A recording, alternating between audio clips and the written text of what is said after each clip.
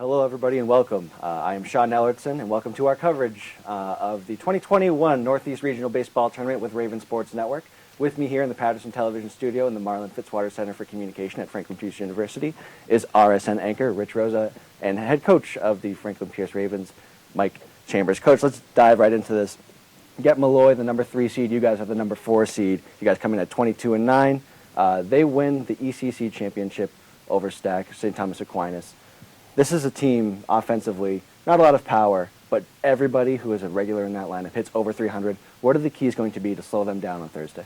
Well, we did face them last year in the shortened season, so we got a little bit of a taste of how they approach. But the thing is they don't strike out a lot, and they'll put the ball in play, and they're going to fight with 2 strikes. So the key, I think, is to not try to strike them out. You got to throw strikes. If you're not throwing strikes, they're going to wear you down.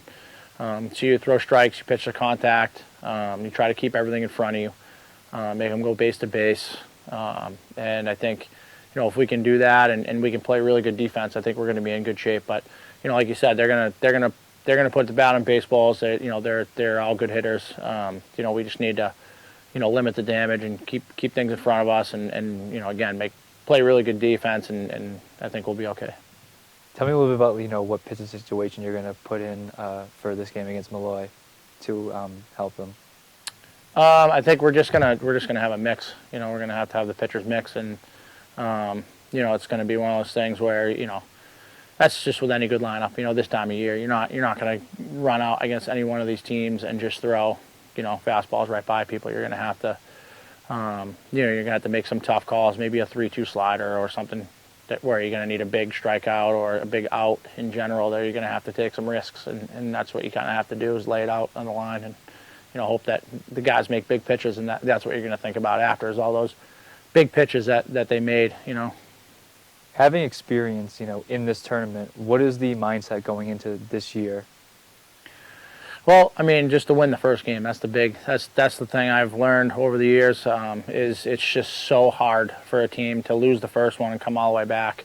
It's obviously doable, but, you get stretched really thin that way. You play a lot more games, you throw a lot more innings, and then you're meeting a team in the championship who hasn't, had the same amount of innings. So, you might be facing somebody's 4 with your bullpen, so you get into those situations, it gets a little bit tough.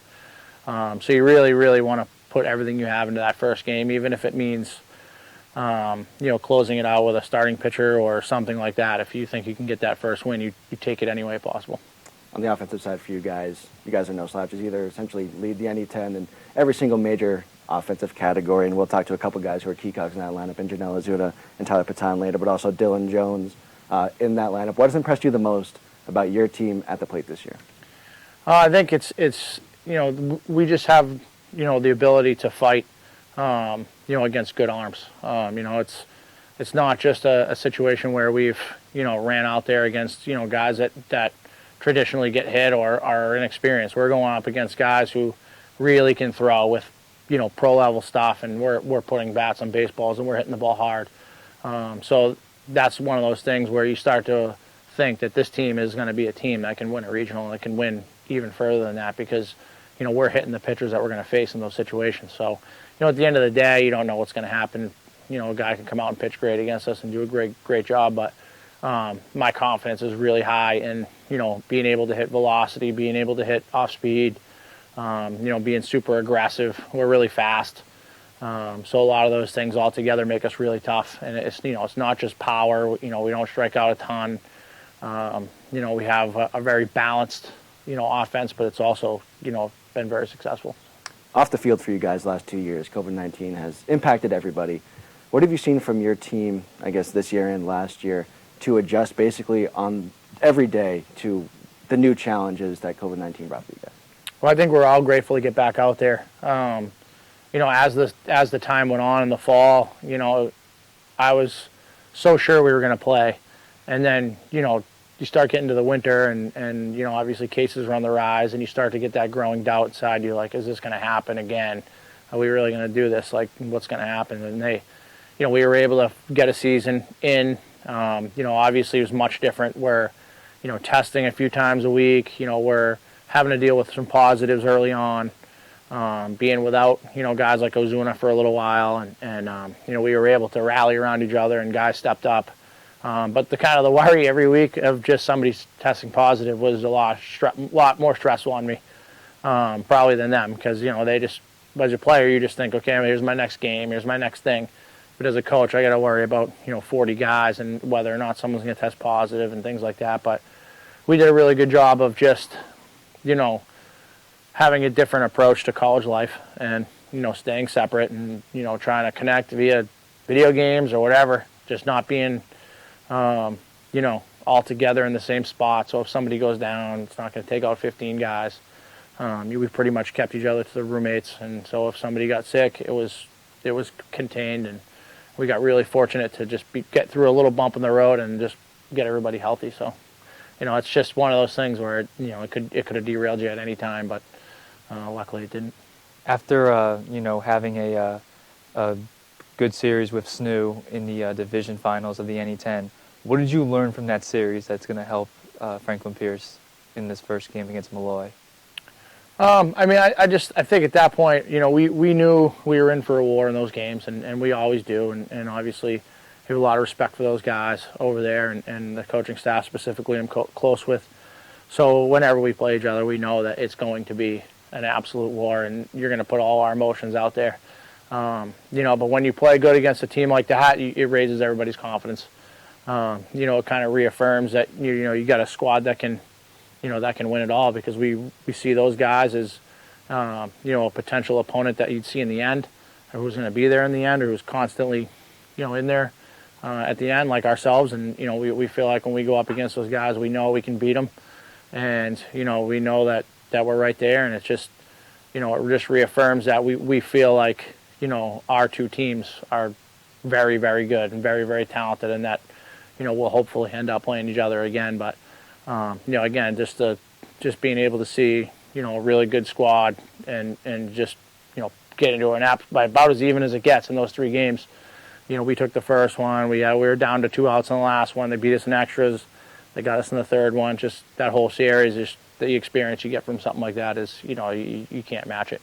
It's playoff. It's like 3 playoff games before the 3 regional games before the regional. For sure. Well, thank you very much, Coach, and good luck the rest of the way. All right, thank you. Appreciate it. Have a good one. Thanks.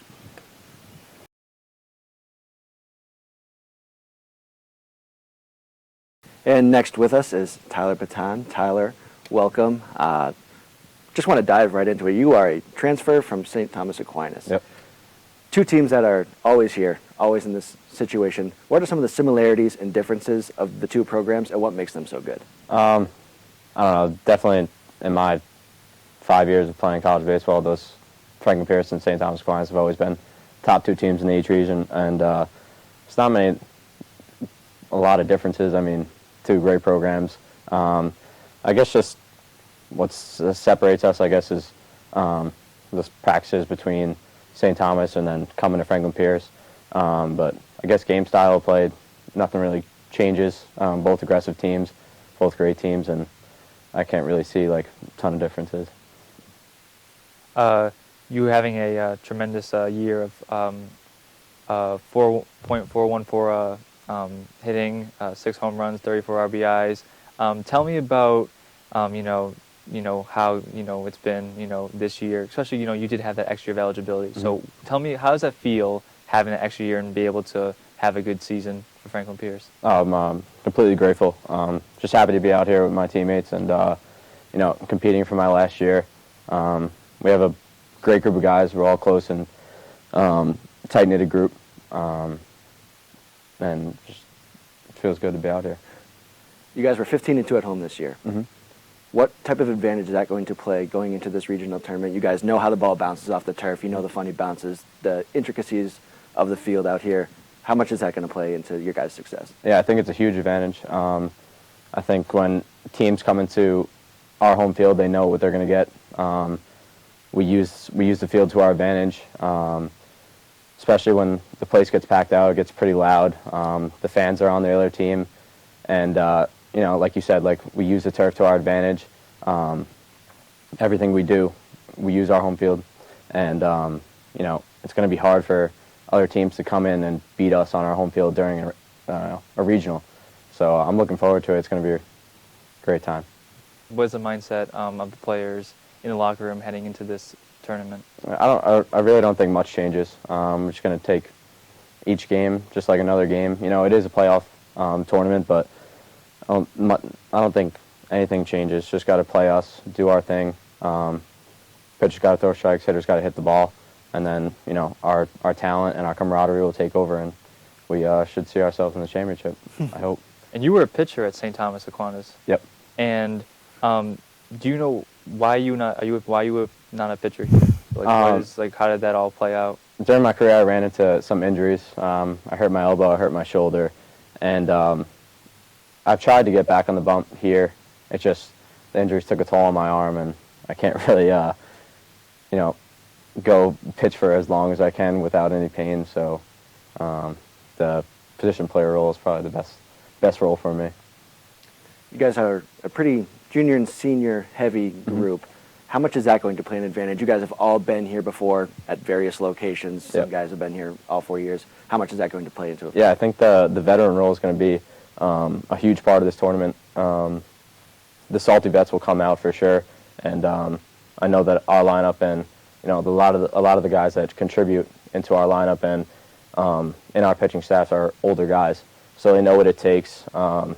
Even one of our better pitchers, Sebastian Grossecki, he's played at Division I level, big time Division I. So I'm sure this stage isn't going to be too big for him. Dylan Jones, he's played in this before. Sean Babineau was a D3 player who came to Franklin Pierce, and he's pitching the Futures League, pitching the Futures League Championship, and this stage isn't going to be too big for him either. I think we're all going to shine bright in the lights for sure. I want to ask you about the guy who we're going to have on next year, Jonell Ozuna. Yeah. What's it been like getting to know him this past year? And what's impressed you the most about him at the plate? Definitely having Jonell behind me. I'm not really worried about much. But Jonell was my roommate last year. We lived together. Great kid. I love him. Definitely a character for sure. Definitely get a lot of laughs from him. But, you know, being on the field with him is a privilege, and throwing to him every inning. When I get a ground ball, he's at first base. I'm not worried about much. And then when I'm hitting and I get on base, I'm not worried about getting driven in, as you see for his numbers this year. Sure. It's definitely a pleasure, and he has a bright future ahead of him. Awesome. Thank you, Tyler. Thank you. Good luck. Appreciate it. Good luck.